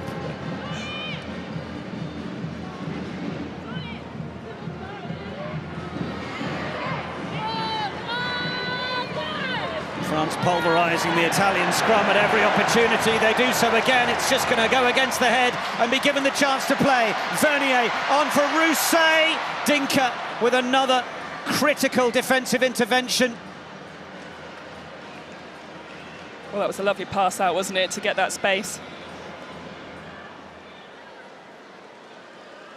Even with all of Sophia Stéphane's experience, there's not a whole lot she can do to get that ball out of a scrum that's going backwards at a rate of knots. Incredibly impressive from France, actually, isn't it? Italy's scrum is not too shabby. It's been an absolute strength of theirs over the last couple of seasons. Just couldn't do anything about that. Immense. And a statement. Yeah. On the opening day of the championship. French skipper Fellio brings it down. It's back in the hands of Elisa Rifono. Chambon is there, if called upon, which she will be. Vernier, the pivot in the middle. Arbez hoping to just sneak her way around the back, but Manini was wise to it. Escudero being driven towards the line. Down they go, round the corner. Vernier hoping to be the one to punch through, but they've got numbers on the outside. It is going to be the try for Pauline Barra. And on debut, the two in the backfield earning first cap for France. Grando earlier, and now Barra.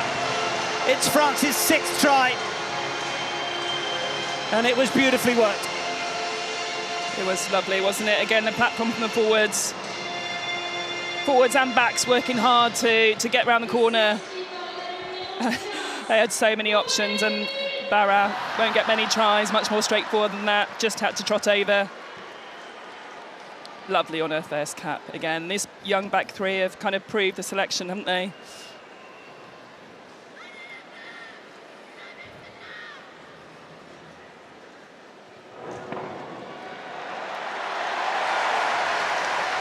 Conversion is good from Arbez. It brings up the 4-0.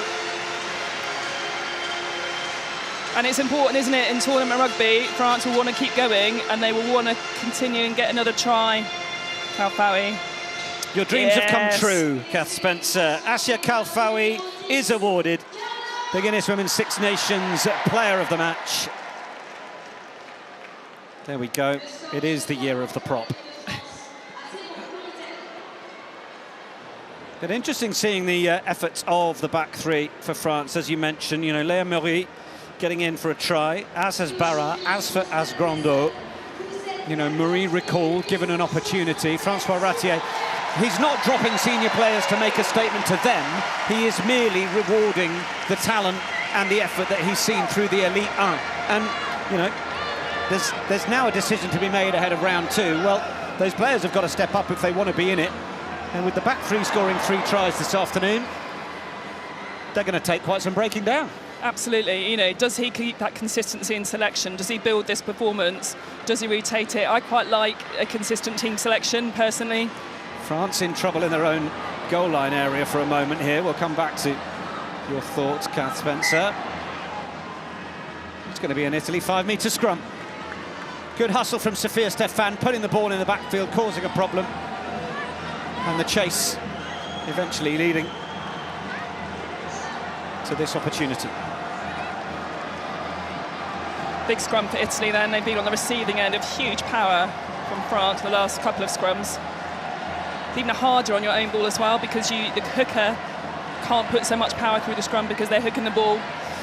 So you kind of lose a player.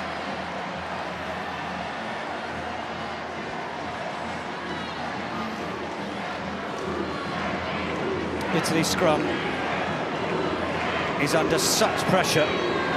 Can they do anything with this? How quickly does Stefan need to get it away? They've held it brilliantly in the circumstances. Steven in, crossfield kick. Oh, it's high. It's a tough one to take, but it is going to be the finish, and Italy will score. Gaia Busso, on her first Six Nations appearance and a 5th cap for Italy, will ensure they avoid the bagel. Busso's had to deal with a couple of tricky kicks on her own line. Good for her to be at the other end of the pitch, getting that score for Italy. They will take some heart from that. Lovely from Manini, wasn't it, on the kick? The weight was perfect. Excellent kick. Great vision to see that. And it came from the platform, from the scrum, which has been under pressure, so kudos to the Italian forwards. And the position that was earned to them by Centurion Sophia Stefan. So it just shows, while Bitonci is there to give them the zip from the off, some of the game management from Sophia Stefan has been the world-class influence that has given them some points on the board. And the conversion bounces off the crossbar to give them the 2 points from Elisa Dinker. Italy get themselves the 7 points. Look at this. There you go. Crossbar challenge. She doesn't get 40 points for that, unfortunately. As much as Elisa Dinker might wish for that to be the case. Into in goal it goes. Aramuzzo will watch it all the way. Final minute of the match then.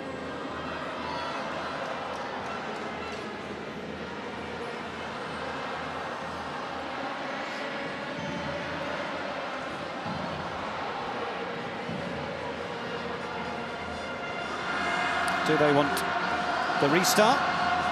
Do they want the scrum? Amy Barrett-Theron running through the options. Go for the scrum. Last scrum was good. Retain that possession. Try and see if they can use this last platform. Options on both sides of the scrum, right in the middle of the pitch.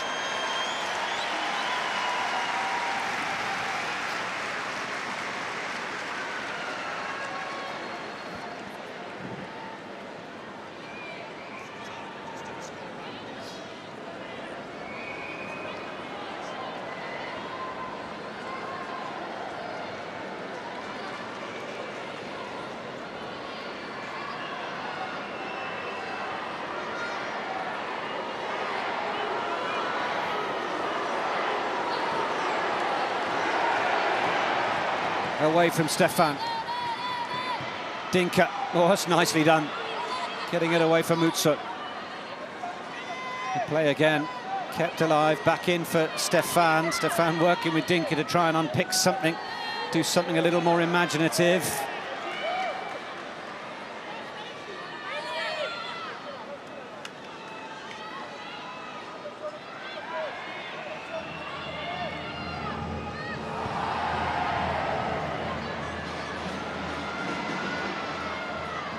Tackle was solid. France in possession. Clock in the red. Carla Arbez knows what to do.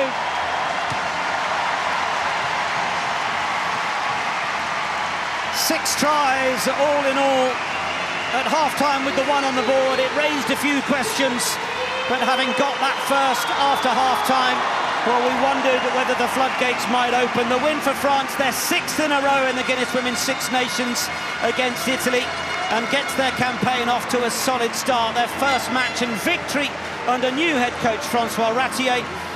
They'll come down from the Alps with momentum behind them as they head to Cardiff next week with every aspiration of making it 2 from 2. For Italy, their winless record on French soil continues, but they spared their blushes with the score from Busso at the end as they look to regroup ahead of a visit to Ireland. It finishes at the Stade des Alpes in round 1 of the 2026 Guinness Women's Six Nations. France 40, Italy 7.